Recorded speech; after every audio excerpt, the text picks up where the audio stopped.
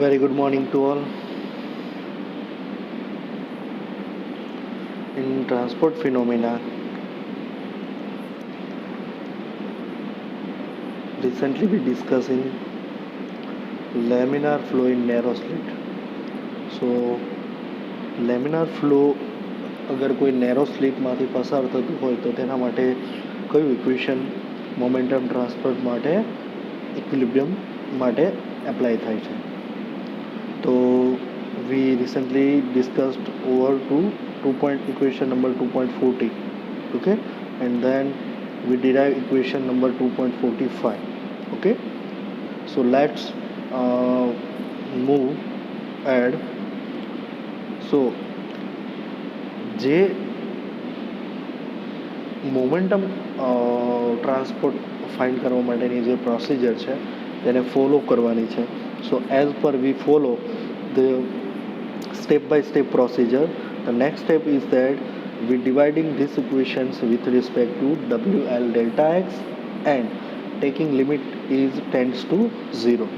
So we get the equation number 2.46 is that d tau of xz divided by dx it is gives p0 minus pl upon l.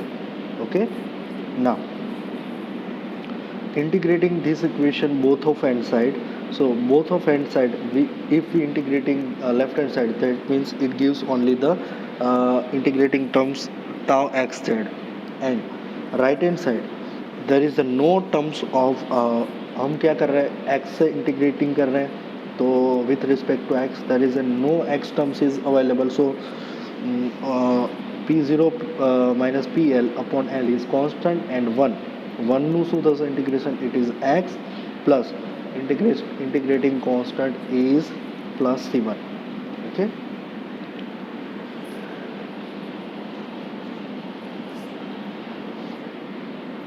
so c1 is a constant of integration. Okay, c1 is integration constant. Now physically we know that the velocity of the velocity at a center પર velocity કેટલી હોય છે? It will B the maximum, એટલે કે centre point ઉપર, એટલે કે x is equal to 0 distance પર. બરાબર, આપણે ક્યાં વેલોસિટી પ્રોફાઇલ ફાઇન્ડ કરીએ છીએ? એક્સ સેન્ટરથી એક્સ પોઈન્ટ ઉપર. બરાબર, તો સેન્ટર પર શું હશે velocity it will B a maximum, એટલે કે એક્સ ડિસ્ટન્સ શું હશે? 0. Okay,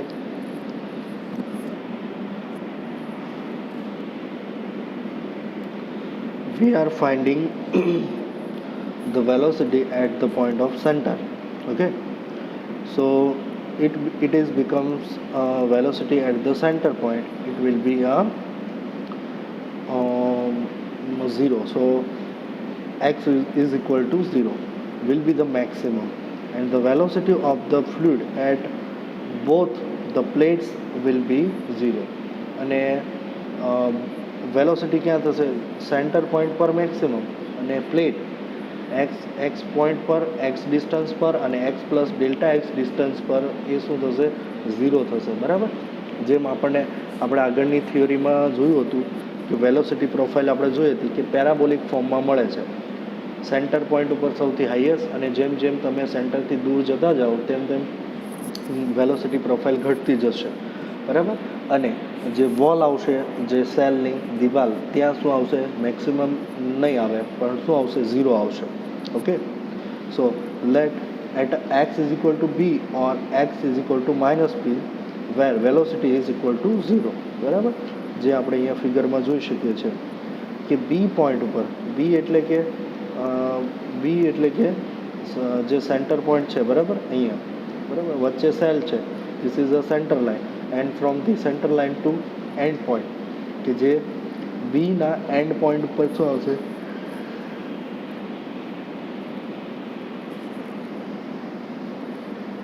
here. Okay, this point and this point, તો આ બંને પોઈન્ટ પર શું આવશે? it will be a negative. Also we can consider this one, so minus b. Okay, so એને આપણે માઇનસ બી કહીએ તો પણ એ પણ શું આવશે? 0. and velocity will be 0. Now let me apply the boundary condition at x equal to 0. So x equal to 0, that tau xz is also 0. Okay, so tau xz is equal to 0. તો આ જે બે value છે એને ક્યાં મૂકી દઈએ? Equation number 2.47માં મૂકીએ. જો x ઇઝ ઇક્વલ ટુ 0, બરાબર, x ઇઝ ઇક્વલ ટુ આપણે 0 મૂકીએ તો શું થશે? અહીંયા 0 આવી જશે, અહીંયા શું આવશે? x, એટલે કે 0 ઇન્ટુ મલ્ટીપ્લાઇડ બાય 0. હવે 0 ને ટા એક્સના છેદમાં જઈએ તો વેલ્યુ શું મળશે? 0. એટલે કે C1ની વેલ્યુ પણ મળે, શું મળશે? 0. Okay, that is satisfying over here. Okay, so that's why here C1 equal to 0. Now put the values of C1 and put the values into C1. તો C1ની વેલ્યુ અહીંયા આપણે મૂકીએ તો શું મળશે આપણને?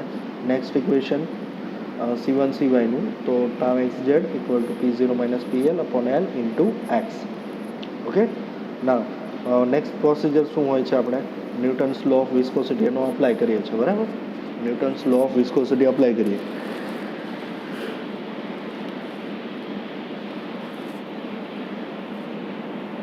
So tau xz is known that velocity profile માટે minus mu dvz upon dx.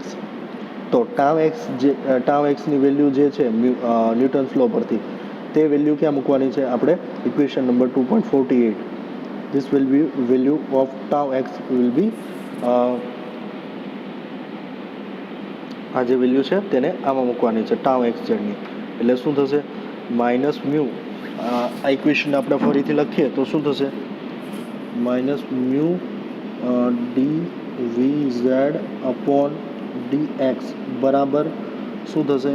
આખું આ પૂરેપૂરું ટર્મ થશે, બરાબર? P0 minus PL upon L into x, બરાબર? તો ઇક્વેશનને આપણે ફરીથી રીરાઇટ લખીએ તો શું થશે?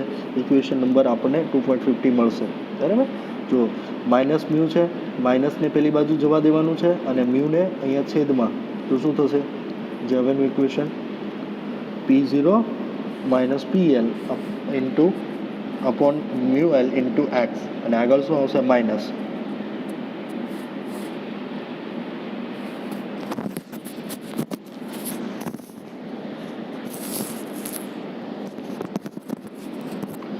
હવે આ ઇક્વેશન છે એને ફરીથી આપણે શું કરવાનું છે? ઇન્ટિગ્રેટ કરવાનું છે. ઇન્ટિગ્રેટ કરીએ અને આપણને શું મળશે? વેલ્યુ.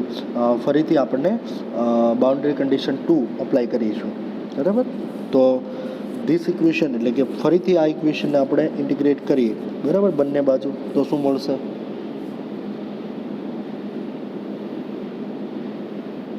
જો લેફ્ટ હેન્ડ સાઈડ ઇન્ટિગ્રેટિંગ કરીએ એટલે શું મળશે? ખાલી VZ. રાઈટ હેન્ડ સાઈડ શું આવશે? x છે, બરાબર? આ P0 માઇનસ PL અને મ્યુ L એ તો કોન્સ્ટન્ટ થવાનું, બરાબર?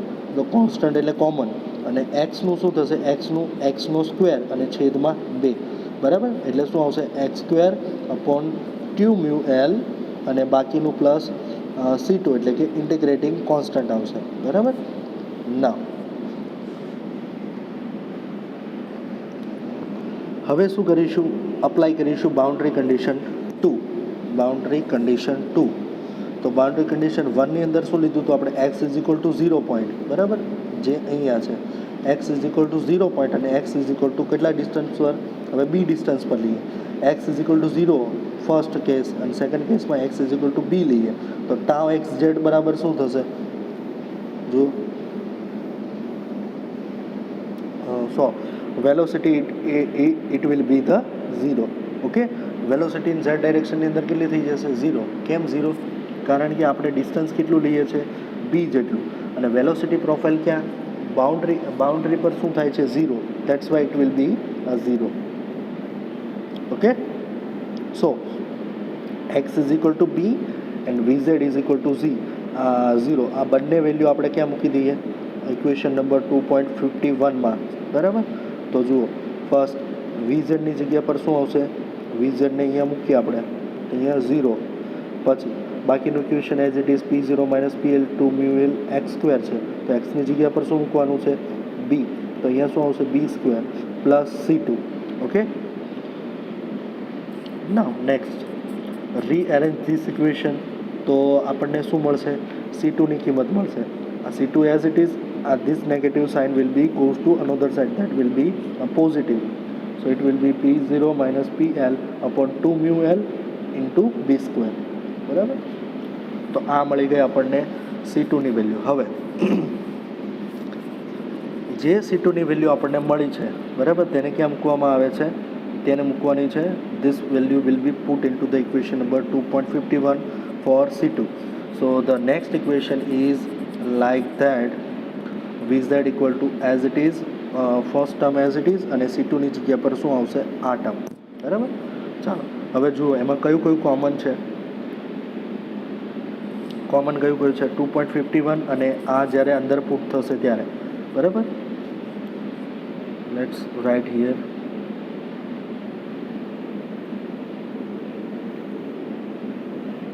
VZ બરાબર minus P0 minus PL upon 2 mu L x square plus શું હશે? P0 minus PL upon 2 mu L into b square okay into b square. આટલું ટર્મ આવશે. So એમાંથી કોમન કયું છે? જો P0 minus P2 2 mu L બંનેમાં છે, એટલે આ કોમન લઈ લઈએ તો શું વધશે? એક્સ સ્ક્વેર પ્લસ બી સ્ક્વેર. બરાબર? આ બી સ્ક્વેર છે. તો નેક્સ્ટ ટર્મ આ રીતે હશે, અને આપણે શું લઈએ છીએ? બી સ્ક્વેર પણ કોમન લઈ લઈએ છીએ. તો શું મળશે next equation? P0 minus PL upon 2 mu L into b square. બરાબર? બી સ્ક્વેર, અને બીજું લઈએ છીએ બી સ્ક્વેર, અને બી સ્ક્વેર પણ કોમન લઈએ છીએ. ફર્સ્ટ ટર્મની અંદર એલસીએમ લઈએ તો બી સ્ક્વેર નથી, તો શું થશે? 1 માઇનસને અંદર મલ્ટીપ્લાઇડ કરીએ છીએ તો શું થશે? 1 માઇનસ એક્સ અપોન બી, જે અહીંયા એક્સ સ્ક્વેર હતો ને તેનું શું થઈ જશે? X by b all square. Okay?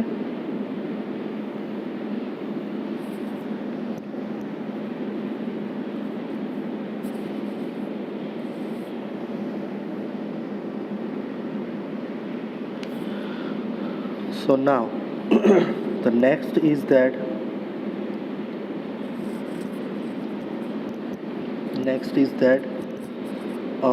P0 minus PL into B square upon 2 mu L, જે ઇક્વેશન મળે છે 2.52. This is the velocity profile solution in a slit. જે ઇક્વેશન નેરો સ્લીટમાંથી પસાર થાય તેના માટેનું છે. જ્યારે પણ લિક્વિડ છે એ લેમિનાર ફ્લો હોય અને એની ખાસ વેલોસિટી હોય, કોઈ પ્રોપર વેલોસિટી હોય, ત્યારે એ શેમાંથી પાસ થશે? it will be passed on this equation, and it having the velocity profile given by the equation number 2.52. Okay? And it is clear that from the velocity distribution curve as a parabola is shown in figure 2.6. બરાબર? જે figure 2.6 ની અંદર આપણને શરૂઆતમાં જ આપણે discuss કર્યું હતું. બરાબર? જે ઇઝીલી કેવો મળે છે? પેરાબોલા. સેન્ટર પર મેક્સિમમ, અને જેવી રીતે તમે દૂર જતા જાઓ સેન્ટરથી, તેવું શું થતું જશે? વેલોસિટી ડિક્રીઝ થતી જશે. Shear stress is given by equation 2.48. 2.48માં શું દર્શાવવામાં આવે છે? શિયર સ્ટ્રેસ ટાઉ એક્સ છે. બરાબર? and it is straight line shown in figure 2.6.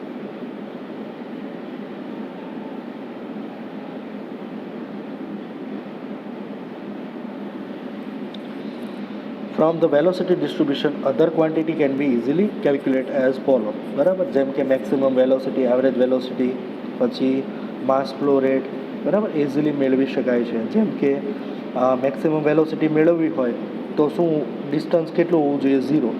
ખબર? બરાબર? આ ઇક્વેશનમાં જુઓ, આ વેલોસિટી છે. મેક્સિમમ વેલોસિટી ક્યારે હોય?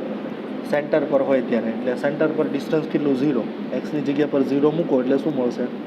આ ટર્મ. બરાબર? જે ઇક્વેશન 2.52માંથી એક્સની જગ્યા પર 0. એવરેજ વેલોસિટીમાં volumetric flow rate divide by area, બરાબર. જે એરિયા કેટલો છે, બીથી બી સુધીનો એરિયા છે, અને વિથ કેટલી છે, 0 થી W. તો જે બી તમે ઇન્ટિગ્રેટિંગ કરશો એટલે શું મળશે, VZ ની વેલ્યુ અહીંયા મૂકો, બરાબર, જે વેલોસિટી મેક્સિમમ. તો કોમન ટર્મ લઈ લો અને બાકીના ટર્મ છે એની ઇન્ટિગ્રેશન લઈ લો. તો 1 - x/b² છે તો એનું શું થઈ જશે, x²b²/2b, બરાબર. તો તમને ફાઇનલ ઇક્વેશન મળશે P0 - PL પણ 3μL ઇન્ટુ b², જે શું થશે, 2/3 ટાઈમ્સ ઓફ VZ મેક્સિમમ જેટલું થશે. અને માસ ફ્લો રેટ પણ એઝ ઇટ ઇઝ એ રીતે જ મૂકવાનું છે. ઇક્વેશનની અંદર જસ્ટ વેલ્યુ મૂકી અને ઇન્ટિગ્રેશન કરવાનું છે. તો તમને માસ ફ્લો રેટ પણ મળશે 2/3 P0 - PL/μL W ρ/b³